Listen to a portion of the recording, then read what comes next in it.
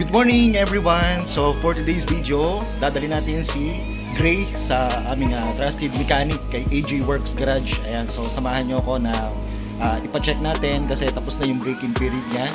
Ayan, i-adjust na yung kanyang clearance para medyo tumahimik na. Ayan, so nilakihan niya kasi yung clearance ng valve nito kasi braking period pa, so para hindi mahirapan masyado yung makina.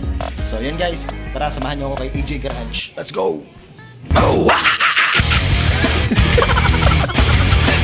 Oh! Dalawang beses na yan!